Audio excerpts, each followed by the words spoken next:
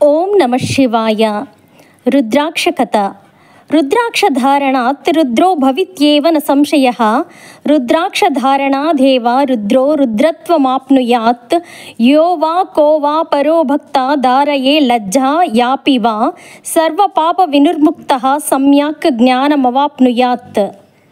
నారద, జపతపాలకు విభూతి రుద్రాక్షధారణలకు ముఖ్యమైనవి.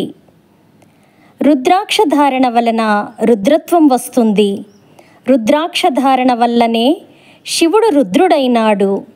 భక్తితో గాని లజ్జతో గాని రుద్రాక్షను ధరించిన వాడు సర్వపాప విముక్తుడవుతాడు.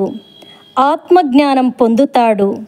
తెలిసి కానీ తెలియక కానీ చేసిన పాపాలు నశించిపోతాయి. రుద్రాక్షమాలధారి సాక్షాత్తు రుద్రుడే. రుద్రాక్షలను బంగారంతో గాని వెండితో గాని మాలికగా కట్టించుకొని కంఠమాలికగా గాని శిరమందు గాని చెవులందు గాని జంగమందు గాని ఉదరమందు గాని కరములందు గాని ప్రణవంతో గాని పంచాక్షరిని జపిస్తూ గాని రుద్రాక్షధారణ చెయ్యాలి. రుద్రాక్షధారణ శివజ్ఞాన సాధనము. రుద్రాక్షధారుణ్ణి చూచి భక్తితో ద్రవ్యమును నూతన వస్త్రమును ఇస్తే ఇహలోకములో సుఖాలు పొంది అంతమందు శివ సాన్నిధ్యమును పొందుతారు. రుద్రాక్షకాయను తిన్నా నూరుకొని త్రాగిన శివుని సంహరించినంత పాపము చుట్టుకుంటుంది. రుద్రాక్షధారులను నిందించరాదు.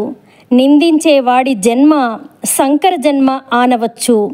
రుద్రాక్షను ధరించి శివుడు శివత్వమును, బ్రహ్మ బ్రహ్మత్వమును, ఋషులు సత్య సంకల్పత్వమును పొందారు. రుద్రాక్షధారులకు దాన ధర్మాలు చేస్తే పుణ్యఫలాలు కోటి గుణితము అవుతాయి. రుద్రాక్షలను ధరించిన వారు పూజ్యులు, ధన్యులు, పుణ్యాత్ములవుతారు. శ్రాద్ధకాలంలో రుద్రాక్షధారుని భోక్తగా పెట్టుకుంటే పితృదేవతలు సంతృప్తి చెందుతారు. రుద్రాక్షధారుల పాదాలు కడిగి శిరస్సున ఆ నీరు చల్లుకున్న తీర్థములా పుచ్చుకున్న పాప విముక్తి, శివలోక ప్రాప్తి కలుగుతాయి. రుద్రాక్ష పొదిగిన ఏ ఆభరణమునైనా సిగ్గుతో పైకి కనపడకుండా సమంత్రముగానో అమంత్రముగానో ధరించిన పాప విముక్తి, జ్ఞానప్రాప్తి నిశ్చయముగా కలుగుతాయి. రుద్రాక్ష మహిమను చెప్పడం ఎవరి వల్ల కాదు, దాన్ని ధరించి అనుభవించడం వల్లనే తెలుసుకోవలసి ఉంటుంది. రుద్రాక్షధారణ వలన ఇహమునందు సకల శుభములు, పరమందు శివ సాయుధ్యము లభిస్తాయి. నారద, రుద్రాక్షకు సాటి వచ్చే వస్తువు ఈ సృష్టిలో లేదు. అష్టోత్తర శత రుద్రాక్ష జపమాల ఉత్తమోత్తమైనది. ఈ జపమాలను ధరించవచ్చును అని అన్నాడు నారాయణ మహర్షి.